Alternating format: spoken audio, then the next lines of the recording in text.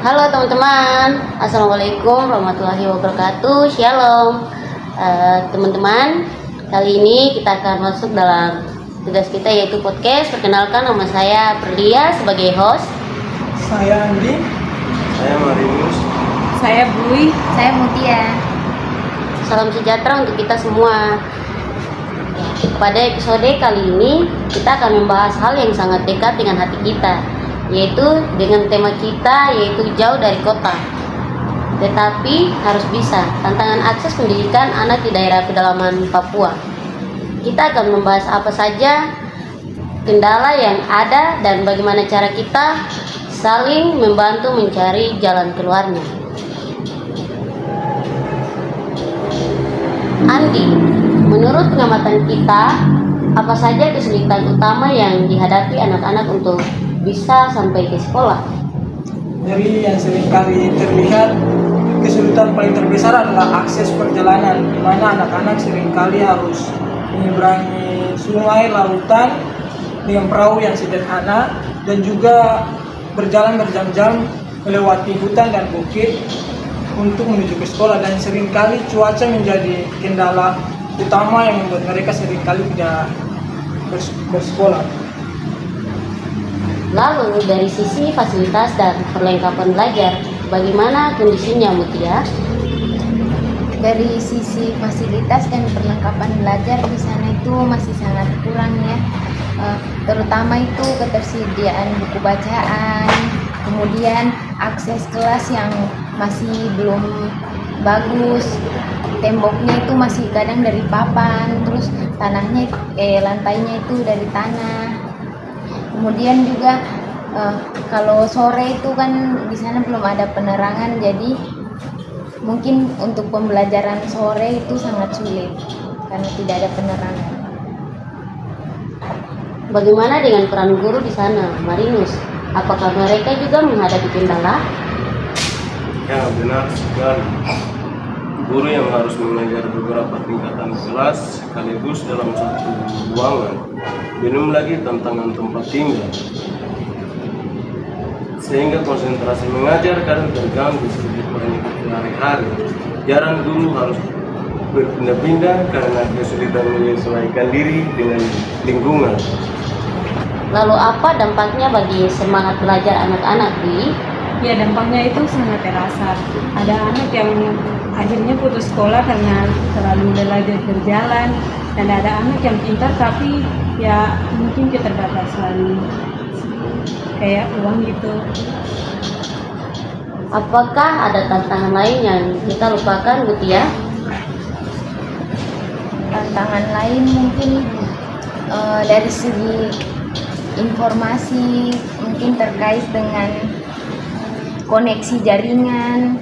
Kan abad 21 ini kita sekarang ini kebanyakan pembelajaran dibantu teknologi, jadi akses jaringan yang masih susah di pedalaman Papua itu yang menjadi keterbatasan kita untuk meningkatkan pendidikan di daerah pedalaman Papua. Dari berbagai tantangan tadi, apa solusi yang bisa kita lakukan bersama?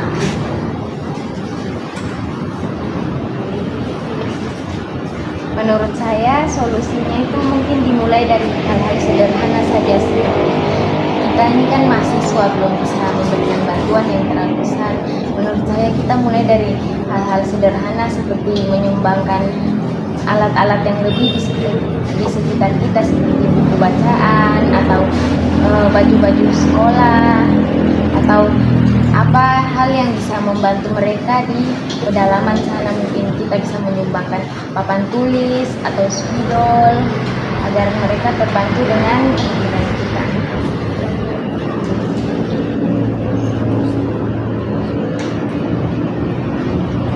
Ya, benar juga.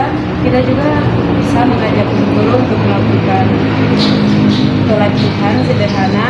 Kita tidak harus datang ke kota, tetapi kita bisa melakukan pertemuan berkala atau kita buat panduan tertulis yang dapat dipahami.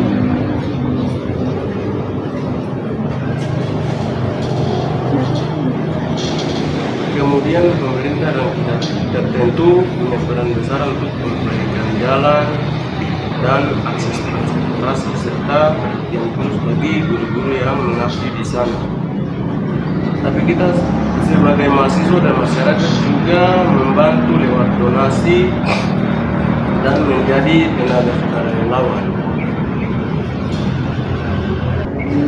Iya, dan yang paling penting menurut saya, kita juga harus memberikan semangat kepada mereka di daerah pedalaman bahwa menuntut ilmu itu mereka tidak sendiri.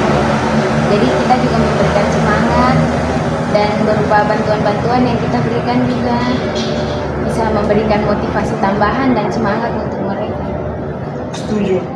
Inovasi dan semangat tidak harus membutuhkan fasilitas yang mewah. Terkadang dengan kesungguhan dan dukungan dari beberapa pihak, keterbatasan bisa kita hadapi.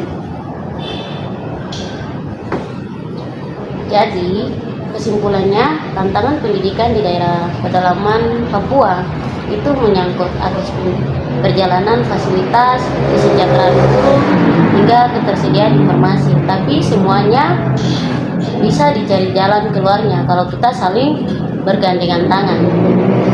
Caranya keterbatasan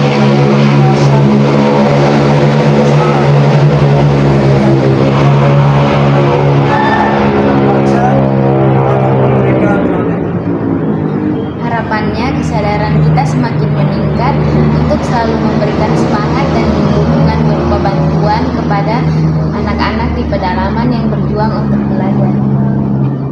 Semoga kedepannya sampai banyak anak-anak di daerah pedalaman yang bisa mendapat cita-cita seperti kami. Ya, dan semoga semakin banyak tenaga pendidik yang mau mengabdi dan membawa perubahan positif di sana. Terima kasih sudah mendengarkan podcast kami. Sampai jumpa teman-teman. Tuhan Yesus memberkati. Bye-bye. Bye-bye.